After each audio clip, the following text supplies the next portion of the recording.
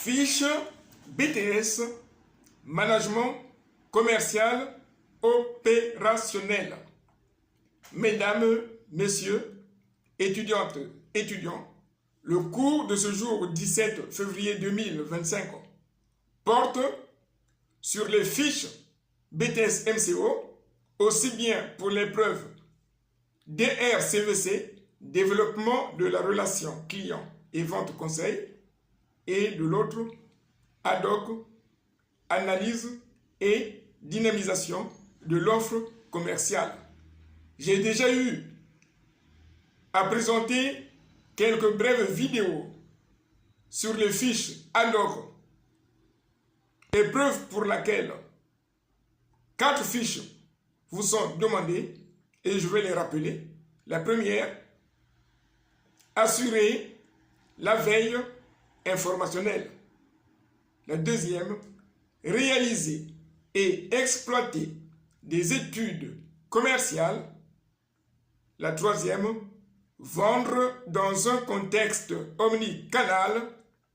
Et la dernière, entretenir la relation client.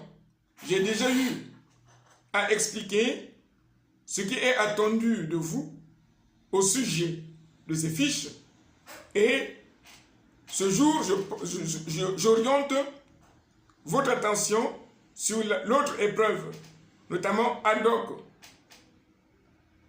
Alors, dans l'épreuve ad hoc, vous avez 5 fiches et le cours de ce jour porte sur la première. Élaborer et adapter en continu l'offre commerciale. Il y a 2 activités qui sont demandées. Il est question d'élaborer l'offre et de l'adapter en continu. Pourquoi adapter? Mais parce que l'entreprise est dans un environnement dans lequel se trouvent des externalités. Il y a des externalités positives et en même temps des externalités négatives. Qu'est-ce qu'on entend par externalité? Les externalités, ce sont des circonstances externes à l'entreprise qui agissent positivement ou négativement sur l'entreprise, indépendamment d'une organisation quelconque de l'entreprise. Donc, il s'agit soit des menaces, soit des opportunités. C'est la raison pour laquelle, dans cette fiche, on vous demande d'élaborer et d'adapter l'offre en continu. Pourquoi le continu? C'est le principe de continuité.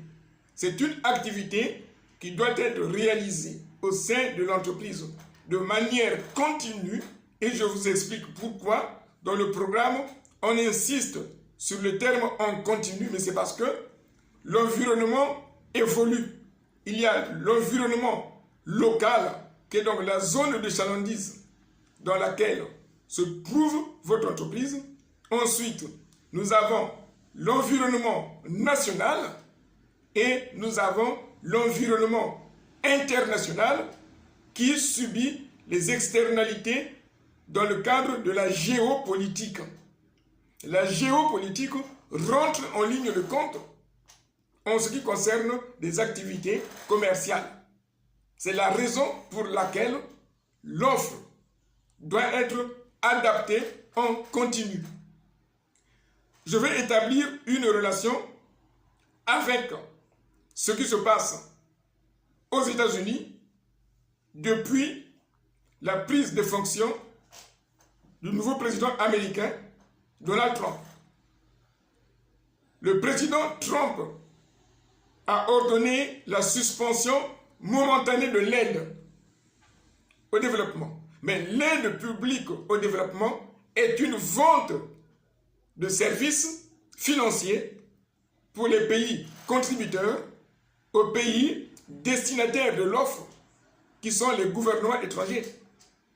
Donc, lorsque Donald Trump a suspendu momentanément l'offre de l'aide au développement, il s'agit d'une contrainte environnementale qui intervient dans le cadre de la géopolitique. Puisque le management que vous faites en BTS est également appliqué dans les entreprises publiques. Et cela s'appelle le management public. Mais c'est la même chose.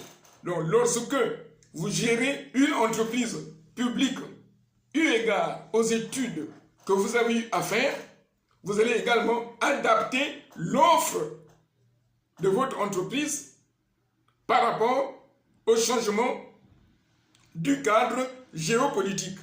À supposer, si les entreprises qui achètent vos services étaient financées à partir de l'aide publique au développement et que cette aide a été suspendue, vous, en tant que fournisseur de services ou vendeur de biens destinés à ces entreprises qui achètent vos biens ou services à partir de l'aide publique au développement, c'est un élément à prendre en ligne de compte pour élaborer une autre offre et l'adapter en continu de sorte que cette externalité géopolitique qui va affecter votre offre ne puisse pas tirer la performance quantitative de l'entreprise vers le bas. Alors, lorsque je regarde les fiches de certaines étudiantes et étudiants, au niveau des objectifs quantitatifs, on mentionne augmenter le nombre de ventes à 10% ou 15%. C'est une erreur. Dans cette fiche-là, il n'y a que 2 compétences qui sont demandées. Donc si au niveau des objectifs, vous mettez augmenter le volume des ventes, alors qu'on vous demande uniquement d'élaborer et d'adapter l'offre en continu, vous êtes en partie hors sujet et on vous enlève des points. L'activité vente est évaluée dans l'épreuve DRCVC, notamment vendre dans un contexte omnicanal. C'est dans cette fiche-là que vos compétences en vente seront évaluées à l'examen et non dans la fiche ad hoc élaborer et adapter l'offre en continu. Donc c'est une erreur à ne pas faire. Vous regardez vos fiches. Si au niveau des objectifs, vous avez dit augmenter le volume des ventes, cette partie est hors sujet. Ici, quand vous regardez la grille d'évaluation que le jury a reçue, il n'y a pas vente dedans. Le jury va uniquement vous évaluer sur 2 compétences. La première, est-ce que vous avez la capacité d'élaborer une offre? Donc, le thème en relation avec cette fiche, c'est l'analyse de l'offre que vous avez étudiée en BTS première année. Vous prenez vos cours de la première année, vous allez voir les caractéristiques de l'offre, comment on élabore l'offre et comment on peut maintenant diversifier l'offre et par quelle méthode vous améliorez une attractivité de l'offre et comment vous adaptez l'offre aux évolutions des besoins de consommateurs ou des clients potentiels et en tenant compte des caractéristiques de l'offre de la concurrence. Voilà les 2 activités qui sont demandées dans cette fiche. Ne confondez pas avec vendre dans un contexte omnicanal. Bon, un point également important, avant de définir vos objectifs, il faut d'abord présenter un contexte qui va arriver aux évolutions de la demande dans la zone de chalandise, dans l'environnement national, en tenant compte de l'environnement international influencé par la géopolitique. Tout dépendra de la taille en termes de surface de votre entreprise. Si vous faites votre pratique professionnelle ou stage ou alternance dans une entreprise de moins de 60 mètres carrés de surface, Vous n'allez pas prendre des fiches de vos collègues qui ont fait leur pratique professionnelle dans une entreprise de 500 mètres carrés. Les méthodes ne sont pas les mêmes. C'est la raison pour laquelle j'insiste, si vous voulez éviter des mauvaises notes, tenez compte de la grille d'évaluation qui est communiquée à vos enseignants par le rectorat de l'académie. Béric Enseignement vous remercie.